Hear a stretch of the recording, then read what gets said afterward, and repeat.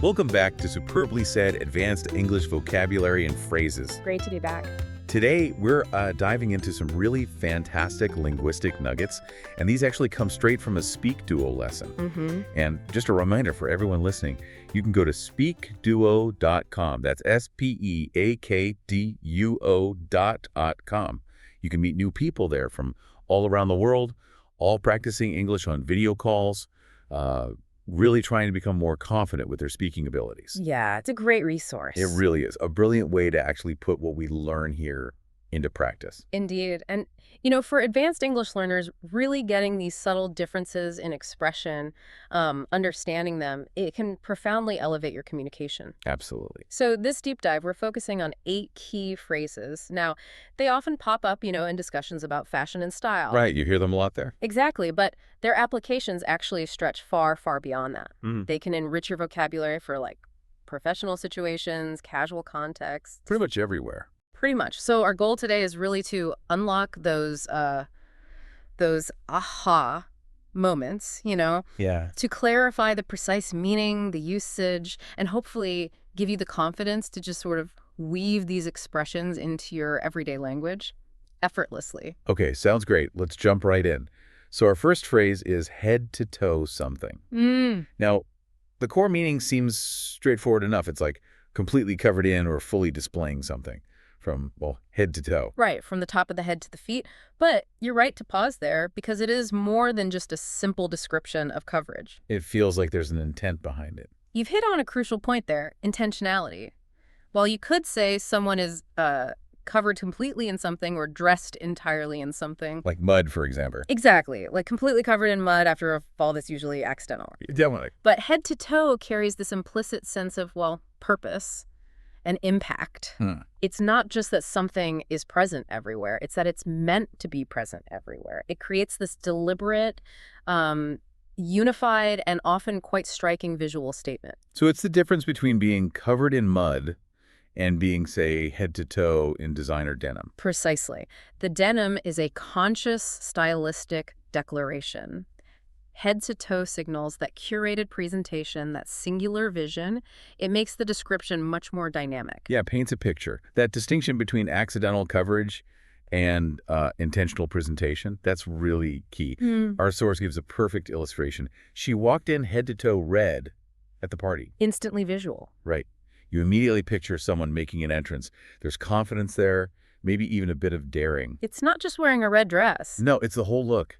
A monochromatic statement, an entire aura that just says, I chose this and I own it. It's being fully immersed in that look. Yes, an almost overwhelming visual, as you said. And this phrase, it allows you to paint that more vivid picture for your listener. And I guess context matters too, like head to toe often makes you think of high fashion or red carpets. Or meticulously planned ensembles, definitely. It speaks to a level of aesthetic commitment that you might not see in, everyday attire. It certainly does. And this isn't just for fashion, right? Think about a professional context, especially when brand identity is really important. Imagine a marketing director prepping for a big event. Right. You might actually hear them say something like, for the upcoming product launch event, our marketing director requested that all of us be dressed head to toe in brand merchandise. Ah, okay. To ensure maximum visibility. Exactly. Yeah. And a unified company image. So it's not just about wearing a logoed shirt. No, it's the whole package. It's a directive for a comprehensive, consistent appearance. Yeah. Reinforcing the brand from every angle, maybe lanyards, branded shoes, the lot. It emphasizes that every detail contributes to that cohesive professional front. It signifies that clear directive for brand consistency. Team cohesion, too. Yeah. And this broadens our understanding, doesn't it? It's about how we present ourselves individually or as a collective. For sure. And thinking about, say, an IELTS speaking test, part 2, perhaps, if you get a prompt about a memorable outfit or an event. Oh, yeah. Using head to toe can really elevate your description. Significantly. How so? Well, you could say something like, last year, for a themed charity gala, I saw someone dressed head to toe in an elaborate futuristic silver ensemble. Wow. It was a truly unforgettable visual that perfectly fit the event's avant-garde theme and left a lasting impression on everyone in the room. That paints a much stronger picture than just saying they wore a silver outfit. Exactly. Using head to toe here helps you convey that completeness, that strong aesthetic. It allows the examiner to really visualize the scene, which is crucial, for higher scores in descriptive tasks. You need that rich vocabulary, those idiomatic phrases. It shows a deliberate choice. A strong, deliberate aesthetic choice. Okay, moving on to our next phrase. And this one, it packs a punch to nail it. Yes. Good one. Our definition is quite concise. To do something perfectly or successfully. But, I don't know, perfectly or successfully feels like it almost undersells the power of nailing it, doesn't it? It absolutely does. It really does. If we compare to nail it with simpler terms, like to succeed or to get it right, the distinction becomes pretty clear. To succeed can just mean achieving the objective, maybe just barely. Right, you scrape through. Yeah, and to get it right implies correctness. But to nail it, that goes way beyond. It implies a level of excellence, precision, often really confident execution. Especially when the stakes are high. Exactly. Especially in a situation where performance is critical or expectations are high. It's not just hitting the target, it's hitting the bullseye. Flawlessly, demonstrating mastery. Right. There's this inherent sense of having absolutely crushed it, leaving no room for doubt or improvement. Yeah, that crushed it feeling is so accurate. When someone nails it, you can almost feel that collective sigh of relief or that immediate sense of accomplishment. Our source's example captures this beautifully. He nailed the presentation with confidence and clarity. You can almost hear the applause. Totally. Or see the relieved smile on the presenter's face. It conveys that everything just clicked into place exactly as it should have. Maybe even better than hoped. It also suggests a certain finality, I think. When you nail something, it feels done, finished. No need for more tweaking or rethinking. Definitive success. Definitive success, exactly. And this is a phrase you hear a lot in professional settings, right? Feedback sessions, performance reviews. Oh, constantly. Imagine praising a new team member, you might say. The new intern was nervous about leading her first team meeting, but she absolutely nailed it. Nice. Her preparedness, clear communication, and ability to field questions impressed everyone, proving she's a quick study. See, that's not just a basic good job. No way. It implies she surpassed expectations. Showcased a level of competence that was perhaps unexpected for someone new, especially under pressure. It's high praise. Recognizes effort and exceptional outcome. Definitely. And this brings up an important point about, personal achievement, confidence, overcoming challenges. Right. So for an IELTS speaking part 2 question, maybe about a personal success or an accomplishment you're proud of, to nail it is such a powerful way to express that feeling of triumph, you could say, for instance. Reflecting on my final university project, which involved complex data analysis and a really demanding public presentation. It's tough. I feel I truly nailed it after countless hours of research and revision. The feedback from my professors was overwhelmingly positive, confirming my efforts paid off and giving me this huge sense of pride. That's great. It conveys not just success, but excellence. Precision and excellence, exactly. It highlights the effort, the skill involved in reaching that high level of accomplishment. It tells a story of dedication leading to an outstanding, definitive result. Okay. Next up, we have to tie it all in. Yeah. The source defines this as bringing different elements together in a cohesive way. This phrase really speaks to me. It's about making different, maybe even disparate parts form a harmonious whole. It's about achieving synthesis, isn't it? Creating that unity. Yeah. If we compare to tie it all in with alternatives, like, say, to coordinate or to integrate. Okay, what's the difference? Well, to coordinate often suggests a planned matching right from the start. You pick colors that go together beforehand. Right. And to integrate usually implies combining parts, often functional parts, into a bigger system, like integrating software components. I see. But to tie it all in, this often refers to a crucial element.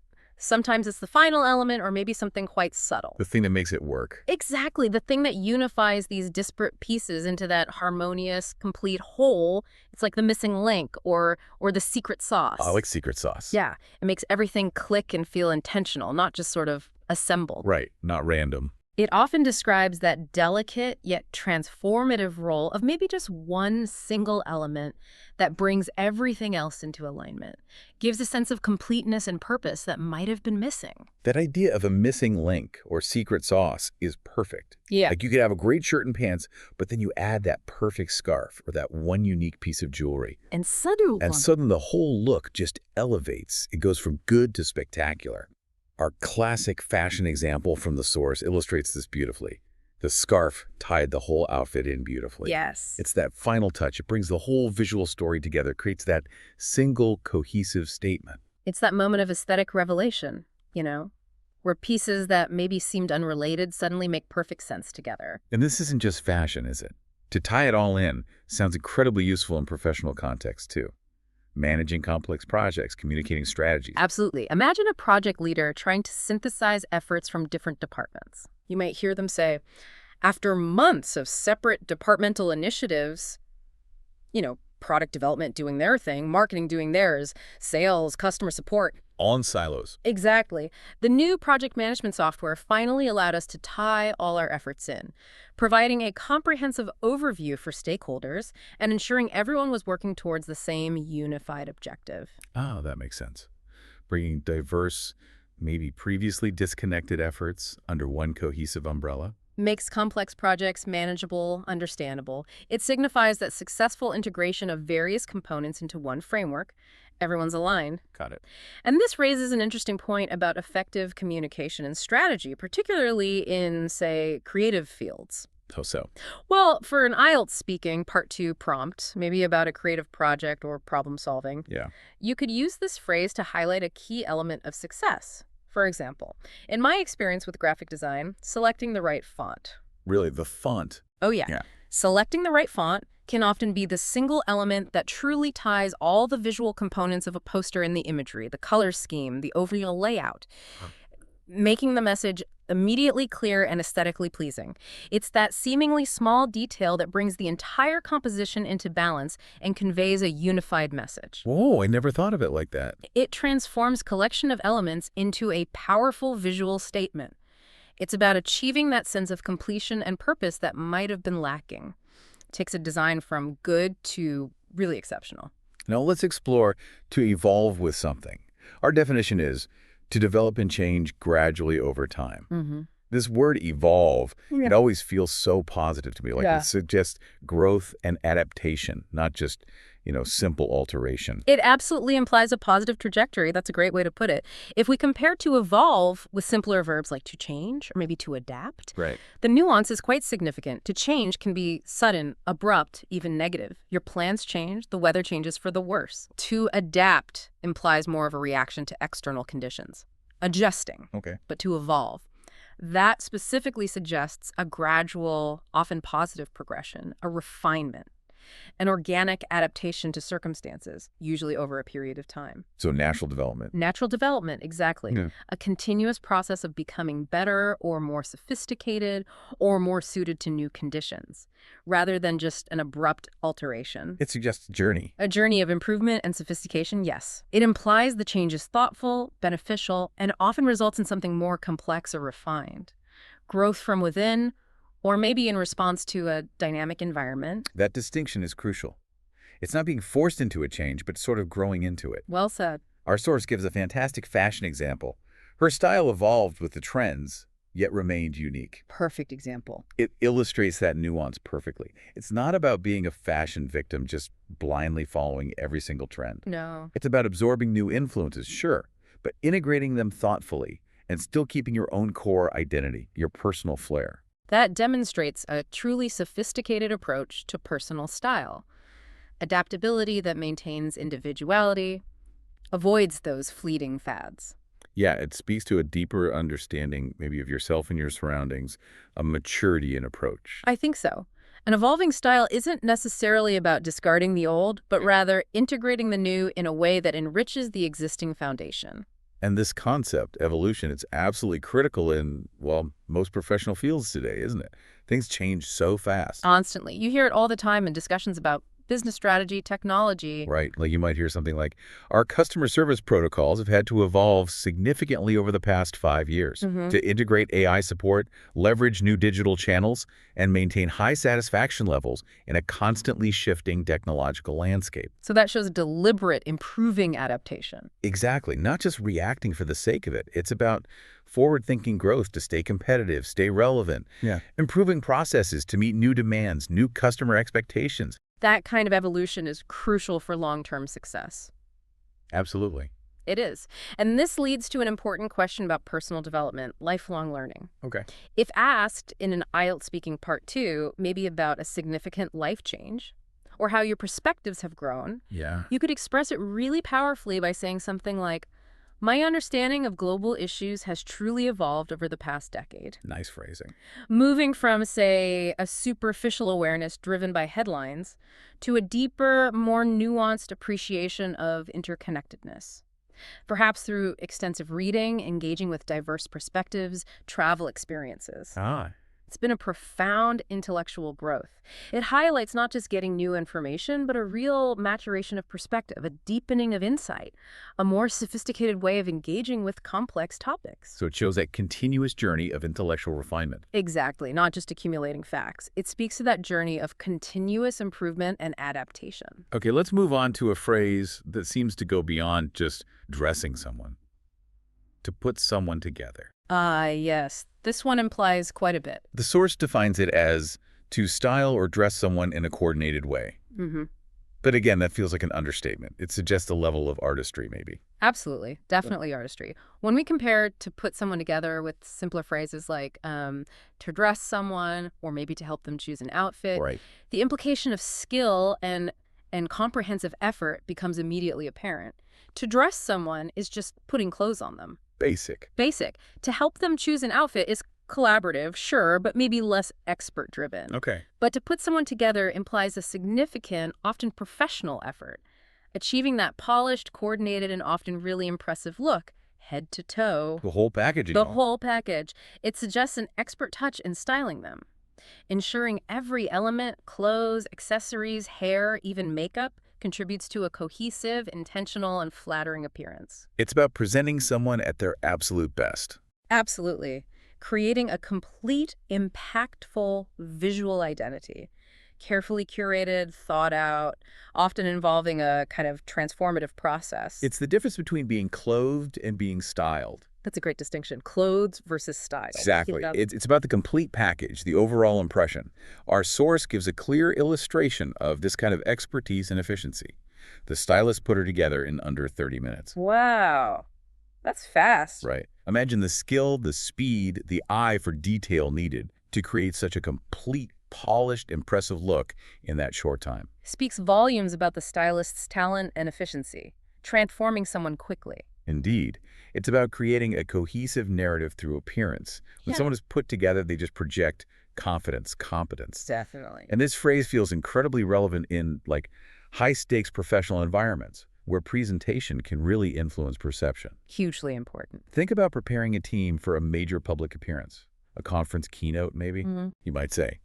Our new consultant is excellent. She managed to put our entire executive team together for the annual conference photo shoot. Right. Meticulously selecting outfits, advising on appropriate accessories, even coordinating hair and makeup, making everyone look incredibly professional and cohesive for the brand's image. So that implies not just picking clothes, but that comprehensive, high-impact styling effort. Yeah, ensuring everyone projects the desired image for the company. Competence, unity, attention to detail. And this raises an important question about personal impact, confidence, how appearance can influence outcomes, especially in critical situations. So for an IELTS speaking part 2 task, maybe about helping a friend or preparing for an important event. You could use this. Exactly. You could use this phrase to detail your efforts. For instance, for my friend's first significant job interview, I spent hours helping to put her together. Good example. From choosing the right power suit that exuded confidence, to selecting appropriate, subtle accessories, and even advising on her hair and light makeup to ensure she conveyed an image of competence, professionalism, and preparedness. That highlights the comprehensive styling effort, the care taken. Yeah, creating a favorable, impactful first impression. Because we know a well-put-together appearance can significantly boost confidence and positively influence how others see you. Okay, let's dive into a more modern, maybe more playful phrase, to mix vibes. Ah, yes. Very current. It means to combine different aesthetics or styles, and it's important, as our source notes, this is definitely informal. Very informal, yeah. And it suggests a certain daring creativity, I think. It really does. This phrase truly captures the essence of eclectic combinations. You see it everywhere now: contemporary fashion, art, design. And unlike simply saying combining styles or blending aesthetics, which sound a bit more formal, maybe even academic, Right. to mix vibes implies a more subjective, intuitive fusion. It creates a unique feeling, an atmosphere. Okay, so less about rules, more about feeling. Exactly. It often suggests a daring or unexpected combination, elements that, might not traditionally go together, but somehow surprisingly work, Right. resulting in a distinctive mood or character rather than just a formal blend. It's about creating a new, unexpected harmony from seemingly disparate elements, often with a sense of experimentation, a personal flair, defying conventional rules. And the informality helps. The informality allows for a more relaxed, expressive description of these creative fusions. It appeals to that sense of subjective experience. That idea of subjective fusion and daring is key. Our source gives a perfect fashion example. She mixed sporty and elegant vibes in her outfit. Classic example now. Totally. Think about it. Track pants with a beautifully tailored blazer, or sleek sneakers with a more formal dress. Yeah, you see that a lot. It's that unexpected contrast, that deliberate clash, casual and formal, athletic and refined, that somehow just clicks. Creates a fresh, modern look. Stands out. Feels effortlessly cool. It's about breaking fashion norms in an interesting way. Yeah. It communicates a conscious choice to, transcend traditional categories and forge something new and personal. A statement of individuality. Definitely. And this concept isn't limited to personal style, is it? Yeah. Even in office design, retail spaces. Yeah. Designers are trying to mix vibes to create unique atmospheres. Absolutely. You might hear something like, for our new creative department, we're aiming to mix industrial vibes with cozy, homely elements. Okay, interesting combo. Yeah, creating an inspiring yet comfortable workspace that fosters both productivity and relaxation. It conveys that intentional blend of atmospheres. Like raw industrial elements with soft furnishings. Exactly. Exposed brick, maybe, but with warm lighting, comfortable seating, achieving a specific functional and emotional environment, creating a distinctive atmosphere designed to promote a certain mood, encourage a particular kind of interaction. Right. And this raises an important question about creativity, the power of atmosphere. When discussing interior design, art, or even a public space in an IELTS speaking part 2. You could use this. Yeah, you could use this phrase to describe really innovative approaches, you might say. In my opinion, the most interesting cafes often manage to mix vibes successfully. How so? Perhaps by blending rustic wooden furniture with sleek, modern lighting fixtures and maybe some vibrant street art, creating a truly unique and inviting ambiance that appeals to a diverse clientele. Okay.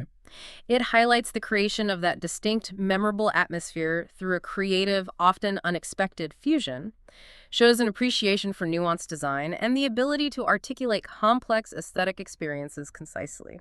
Now, for a short but surprisingly powerful phrase, it works. Simple but effective. Right. The source says it means it looks good or functions well, even if unexpected. Such a simple phrase, but it really carries nuance. That hint of pleasant surprise. Indeed, it does. If we compare it works with more direct affirmations like it's good or it's effective. Okay. The implicit meaning of it works really stands out. It's good is just a general positive assessment. It's effective focuses more on function. But it works often carries that subtle undertone of pleasant surprise or even relief sometimes. Relief. Yeah.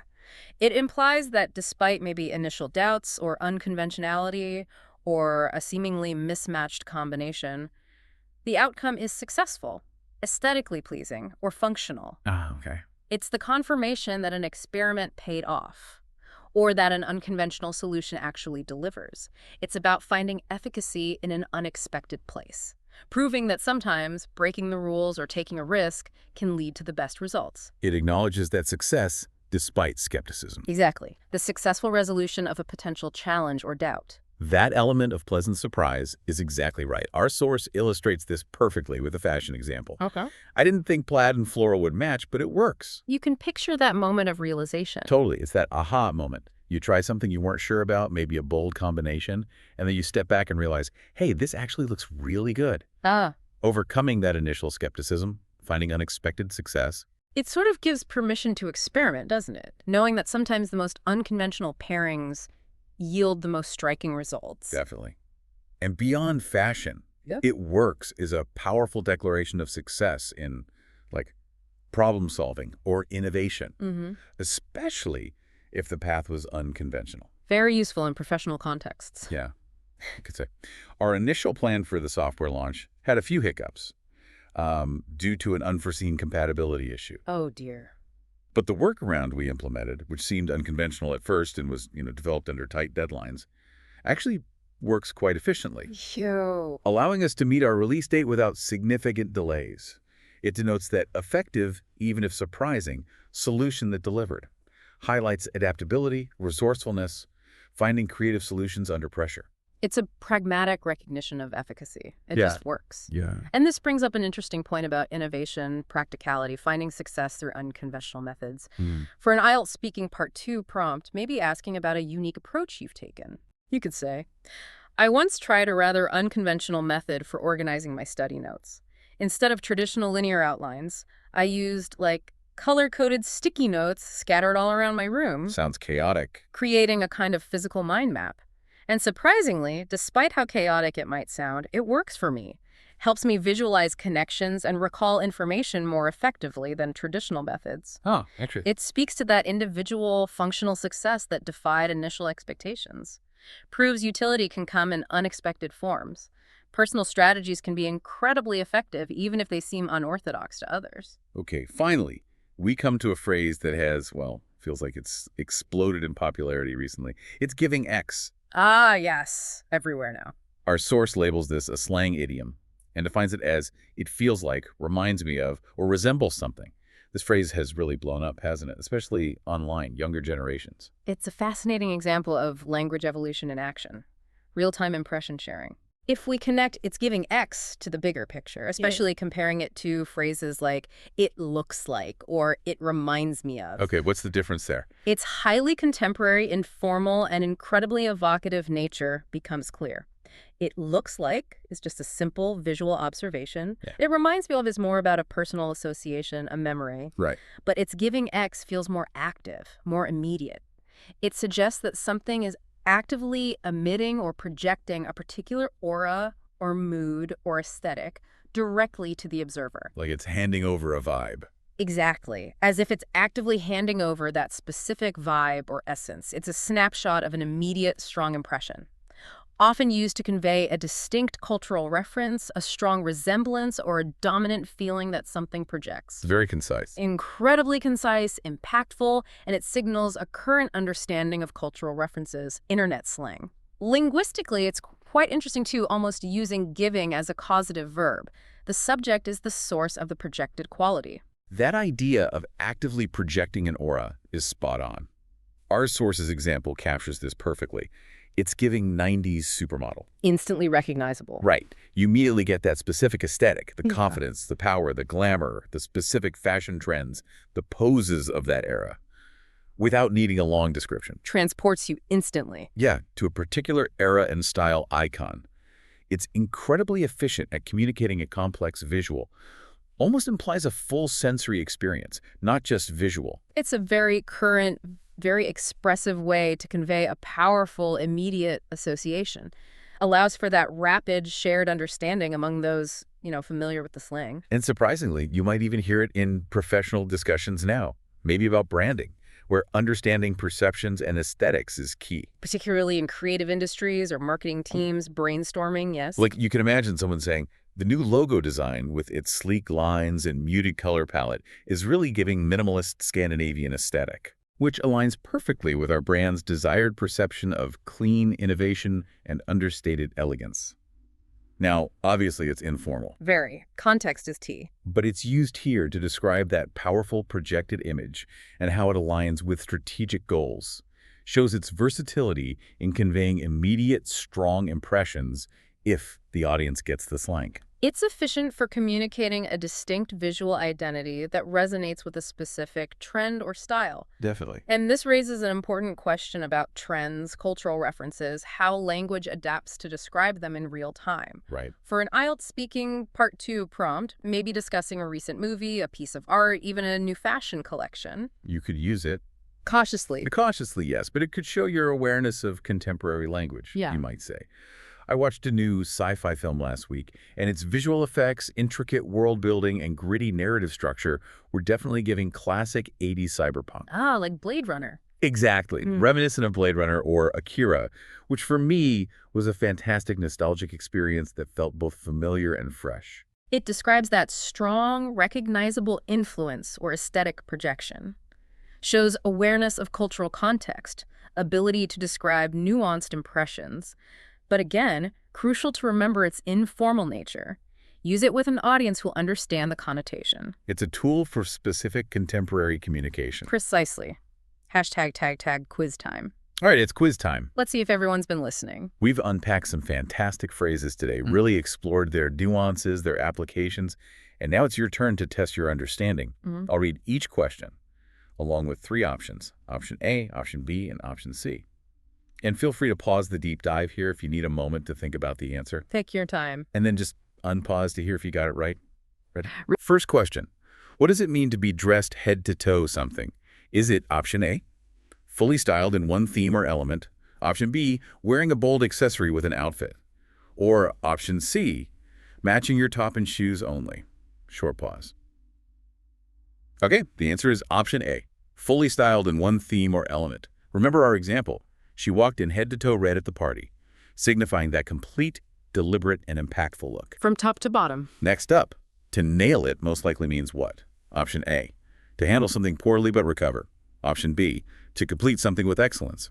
Or option C, to try something new without planning. Short pause.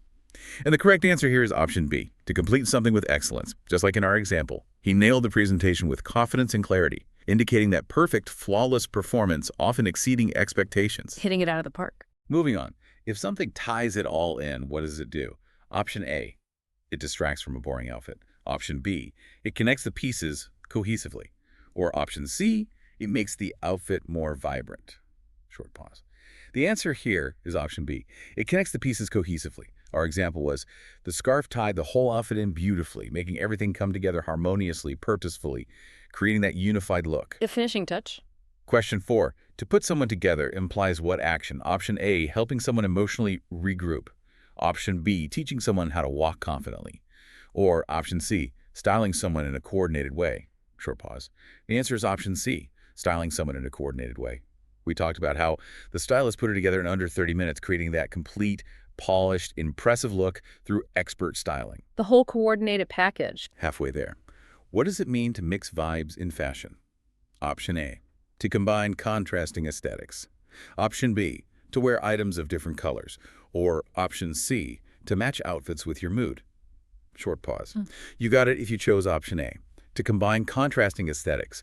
Our example was, she mixed sporty and elegant vibes in her outfit, creating that unique, often unexpected blend that works surprisingly well. That intuitive fusion. Next question. If you say it works in fashion, what are you expressing? Option A, it surprisingly looks good or fits well. Option B, it broke and needs fixing. Or option C, it follows common fashion rules. Short pause. The answer is option A. It surprisingly looks good or fits well. Remember the example. I didn't think plaid and floral would match, but it works. Highlighting that unexpected success, that pleasant discovery where elements come together effectively, maybe against the odds. The pleasant surprise factor. Almost there. To say it's giving 90s supermodel implies what? Option A, it was worn by a celebrity today. Option B, the look is reminiscent of a past era. Or option C, it doesn't resemble any specific trend. Short pause. The correct choice is option B. The look is reminiscent of a past era, as in our example. It's giving 90s supermodel, evoking that specific recognizable aesthetic or aura from the past, which is actively projected by the subject. Emitting that particular vibe. Okay, final question. If someone says, my style has evolved, what do they mean? Option A, they have changed clothing brands. Option B, they wear more expensive clothes now. Or option C, their fashion choices have matured over time. Short pause. And the answer is option C. Their fashion choices have matured over time. This aligns perfectly with our discussion. Her style evolves with the trends, yet remained unique, indicating that gradual development, refinement, and adaptation without losing personal identity. That sense of growth and sophistication. Hashtag, tag, tag, outro. Well, you've truly engaged in a deep dive today. We covered some fantastic phrases, hopefully making your English even more precise, more expressive. The real beauty of these phrases, I think, is how they let you convey those nuanced ideas.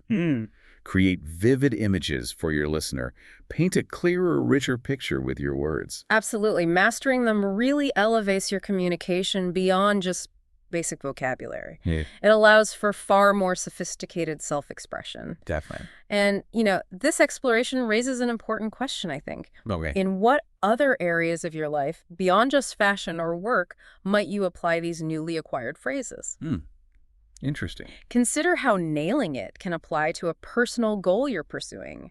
Maybe learning a new skill, completing a challenging project, Right. or how your own vibe, your personal approach, your energy might evolve in unexpected ways as you grow and experience new things. Yeah, that makes sense. Perhaps even your approach to learning itself will evolve as you discover new methods that truly work for you. Like your sticky note method. Maybe. But language, much like life, it's constantly developing, isn't it? And mastering these subtle shifts, these nuances, that's really key to truly expressing yourself with precision, with personality, with authenticity, reflecting the complexity of your own experiences. That's fantastic food for thought. Really is. And if you're eager to put these new phrases into practice. Which you should be. Exactly. Head over to SpeakDuo.com. That's SpeakDuo.com. Connect with other English learners from all around the globe. There's really no better way to solidify new vocabulary than by actually using it in real conversations. Practice makes perfect. Or should I say, practice helps you nail it. There you go. Thank you so much for joining us on this deep dive into advanced English vocabulary and phrases. Until next time, keep exploring and keep expressing.